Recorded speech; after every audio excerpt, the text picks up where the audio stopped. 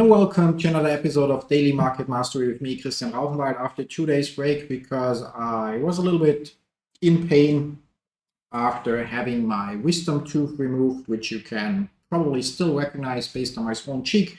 We are back at it as always. During Daily Market Mastery, we take a look at my portfolio and at the positions I'm holding and what kind of adjustments I plan to make, as well as other stocks and assets and where I think they might move in the future. Before we do that, however, the usual two things. First of all, everything that I share in this live stream is my personal opinion and in no way financial or professional advice of any kind. You should always do your own research, consult certified professionals, draw your own conclusions, and make your own decisions. And second, all the tools that I'm using, so the broker, the charting software, the strategy I'm following, and so on, is all linked in the video description down below. So you can check out the links down below to basically, get those tools and strategies for yourself. The one thing I recommend is check out the Elliott Wave principle, which you can read for free if or when you use the link in the description down below. That's pretty much it. So with that, we can jump right into it. And we start slightly in the green today. We're gonna, as usual, start by taking a look at GameStop. As I said, I still believe that we'll get another, or that we're still missing another wave down here into the area of $15 or so. So far, however, we have a slow but steady climb upwards and are right now around where we're right now, around $22 and a couple of cents per share. I have to switch that back here. It looks like we have a little bit or a few connection issues today. I hope it's not too bad for all of you guys watching. Turn off notifications, yes. So I hope it's bearable. If not, there's unfortunately nothing I can do about that. I spent the last couple of days setting up a new home server, which way do I move? No, this way, which you can see down here-ish. On Unraid, and that thing is still synchronizing a few files, so it's occupying a part of our bandwidth, and therefore it might interfere with the stream quality. But again, unfortunately, nothing I can do about that. So I hope it's bearable. If not, then so be it.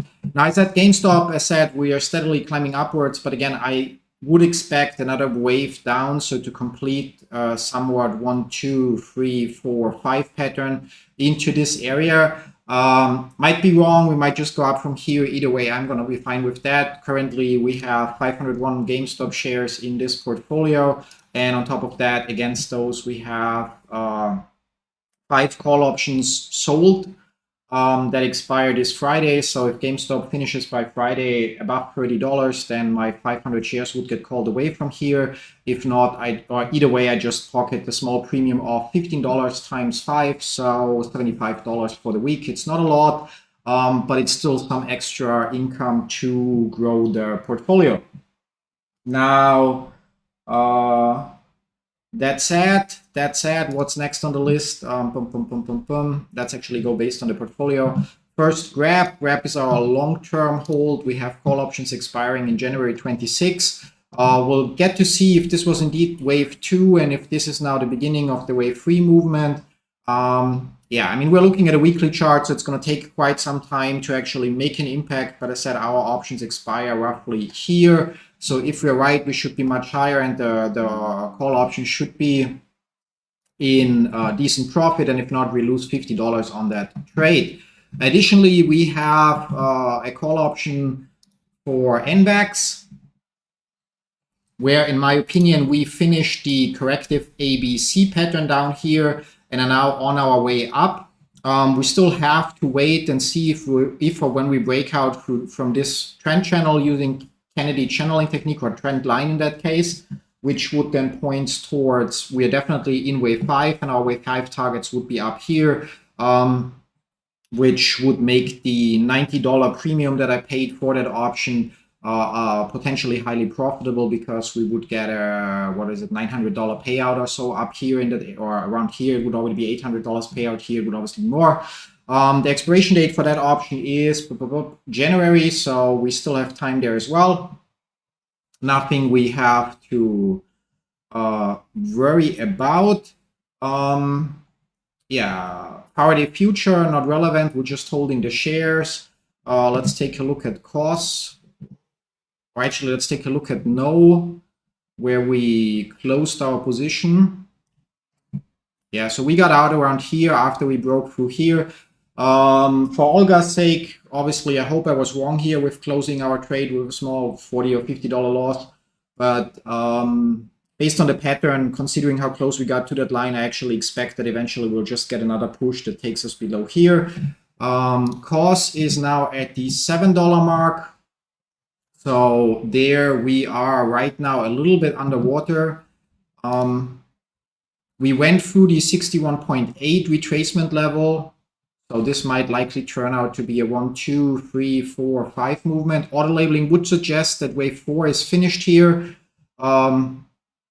Although auto labeling also has a blue pattern on here that doesn't make sense. So yeah, personally, I think we might go down into the $5 area and then from there eventually continue our journey up. The only exception would be if this is not 1, 2, 3, 4, 5, but if this is A, B, C, in which case we now would continue a downwards trend.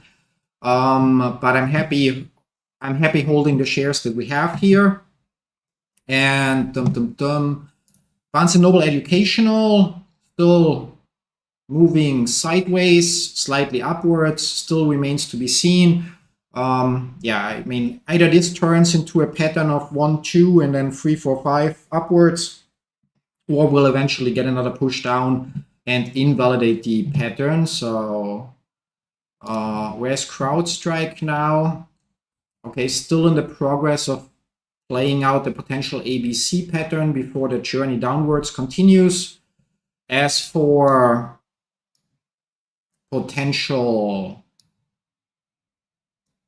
yeah, we're now at a 38.2 retracement level, which could be a potential turnaround point, but I think in this case we might even go a little higher and make it to the $300 mark almost, or around $300 before we continue the journey down. So, and that's also going to take obviously quite some time, because then this would be wave A, we'll get wave B, and then we'll get wave C up. Irrelevant, grab we already looked at. Green wave still, yeah, still no valid pattern, so we just hold on to our shares, and either eventually the company turns around and they are in profit, or they don't, and and that investment just will become a write-off. Immersion, yeah, so still have to wait and see. It's possible that we finish the correction down here. We touch the top of our base channels here. Yes, we touched the top of our base channel. However, we would only have confirmation once we make it above this trend line here using Kennedy channeling technique. I think wave 4 is finished here and we'll get to see our next push up, but again, we'll just have to wait and see. It's also possible that there's still further downward movement first. But yeah, from the look and feel of it, I would say 1, 2, 3, 4, 5. A, B, C, yeah, that we are now basically are going to develop the next upward trend here. Those we covered. How is NVIDIA doing? Oh, surprisingly well. So we're now at the median of the base channel, even gapped up this week. I did not notice that, yeah. So that makes it possible that we already finished wave 3 here, especially now we have a breakout from the acceleration channel, and that we're currently in our wave 4, and then that would need to be a leading diagonal in that case. I mean, I mentioned it earlier, I mentioned it in the last couple of episodes, there is the option that this here is A, B, C, correction over, and we go to the next all-time high. There's however also the option that this is 1, 2, 3, or 3 not finished, 4, and then we get wave 5. However, then this would need to be a so-called leading diagonal. Let's put one on the chart, leading diagonal, there we go. So that would start here, up here, 2, 3, 4, and then wave 5 would pretty much take us till here-ish. Yeah, roughly like this, maybe a little bit further, so like this. Yeah, remains to be seen, so we could go a little higher here. If that labeling is correct. So there's still a little room to grow theoretically, but overall, I think that we'll get another push down here eventually in the near future or nearish future. SunPower, same thing like Greenwave. We are hoping that eventually the company might have good news, which is a stretch considering all the bad news they shared. SPY, probably similar to NVIDIA, recovering a little bit more than what we thought. We actually exceeded our ABC target here. Okay, that's something worth considering. Auto labeling puts wave C potentially here. As I said, personally, I think that we have something like 1, 2, 3, and now wave 4. We also would have a leading diagonal here. That pattern would only become invalid if we cross the 554.87. So if we go higher than this, then we definitely only had an ABC correction and get 5 waves up, which means if we were to go higher than this, so at 554.88, one could go long or buy call options or whatever, because then this is just an ABC correction, and here we still would have room up potentially to a new high. So there would then be still like 5% growth or so, at least in my opinion, before we then get the next correction. And last but not least, if we take a look at the NASDAQ, probably same.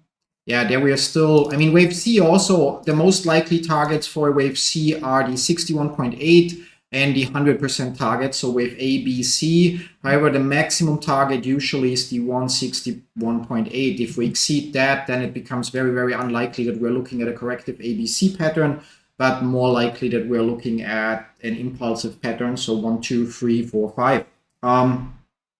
Yeah, and that's already it. So like, if there are no questions in the chat and you don't need me to or want me to look into other assets or analyze other stocks and so on for you guys, then we're probably gonna call it a day here, because I still have a quite long to-do list for the rest of the day. Yeah, so I think, I mean, I have to admit,